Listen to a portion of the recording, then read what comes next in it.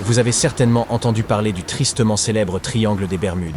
Et si je vous disais qu'il existe un autre triangle qui, s'il est moins connu, n'en est que plus inquiétant? Le triangle de Bridgewater, situé dans le Massachusetts, est un petit mais intense foyer d'activité paranormale. C'est en 1983 que le cryptozoologue Loren Coleman a baptisé cette zone de 520 km², délimitée par les sinistres villes d'Abington, de Rehoboth et de Freetown.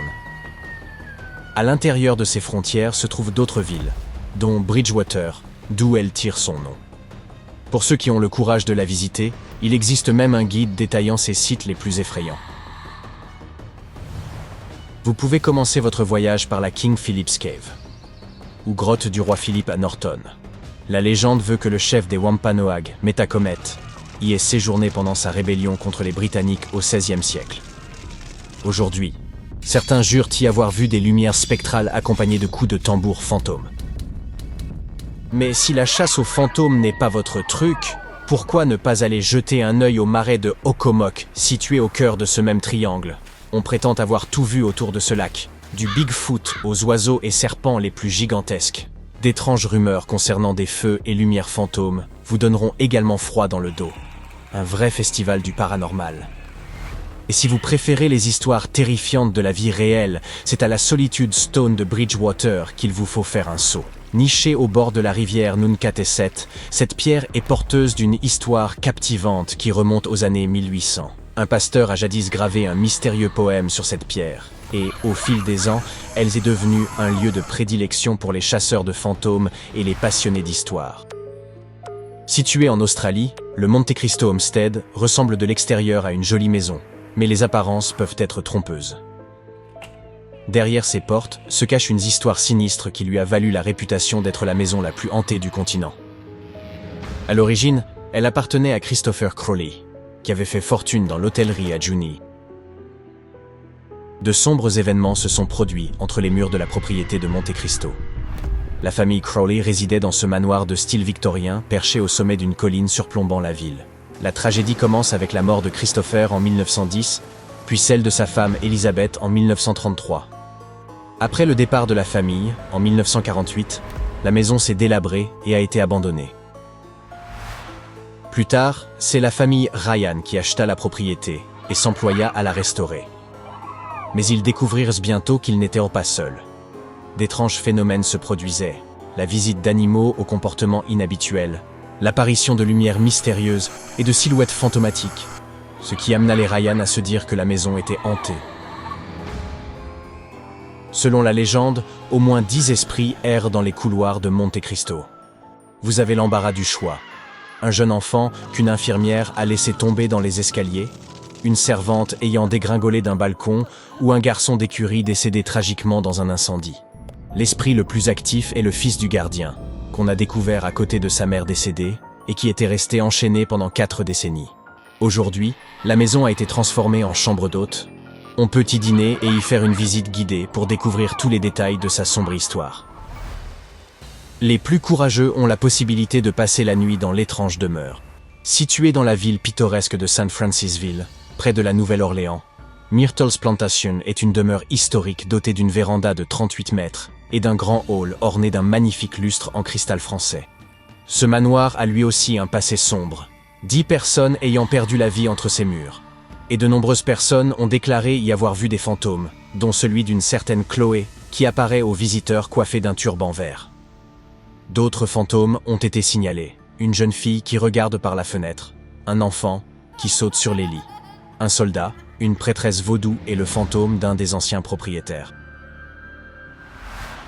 Malgré sa réputation de maison la plus hantée d'Amérique, Myrtle's Plantation, tout comme la demeure de Monte Cristo, est aujourd'hui un charmant établissement proposant 21 chambres d'hôtes. Les visiteurs peuvent participer à des visites guidées pendant la journée ou opter pour des visites nocturnes, plus populaires. Frisson garanti. En outre, un restaurant propose aux clients de la propriété de délicieux mets cuisinés à partir de produits locaux. Construit en 1824, l'opéra en forme de fer à cheval de style italien de San Juan, à Porto Rico, est un élément important du paysage culturel de la ville depuis plus d'1 siècle.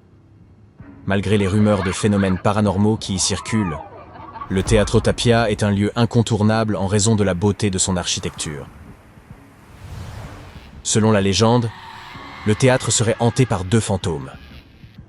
Une femme en robe rouge qui apparaît dans la loge 105 avant de disparaître, et une actrice tragiquement décédée sur scène au XVIIIe siècle, et qui se produit régulièrement devant un public invisible avant de se volatiliser. On dit que son fantôme erre partout dans le théâtre, qu'elle chante et fait claquer les portes en coulisses. Bien que ces rumeurs ne puissent être confirmées, les 200 ans d'histoire du théâtre laissent décidément songeur. Le château de Bonne-Espérance est le plus ancien bâtiment d'Afrique du Sud.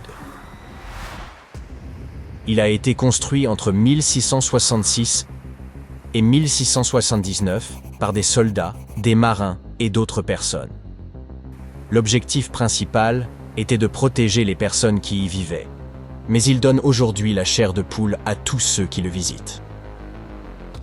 Vous vous dites sans doute que les gens ont beaucoup trop d'imagination et qu'il n'y a rien de paranormal dans cet endroit. Mais écoutez un peu. De nombreuses personnes ont affirmé avoir entendu des voix et des pas dans le donjon. En outre, on dit que sa cloche sonne de temps en temps. Mais comme le clocher a été maçonné il y a plusieurs siècles, ce n'est pas possible. Une légende explique cependant cet étrange phénomène. On dit qu'un soldat y aurait trouvé une fin tragique et que c'est son fantôme qui agite la cloche. Mais attendez, il y a plus.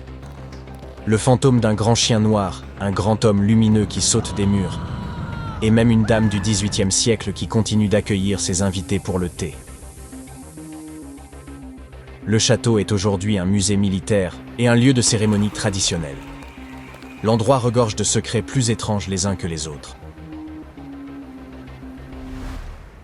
Surnommé le géant de la Loire, ce château français est très impressionnant. Il compte 7 étages, 204 pièces, de nombreuses galeries de portraits et même sa propre salle d'opéra pouvant accueillir 200 personnes. Conçu au XIe siècle comme une forteresse, il a accueilli au fil des siècles les visiteurs les plus illustres. Mais c'est là que les choses deviennent vraiment intéressantes. Apparemment, l'endroit serait hanté par la Dame Verte.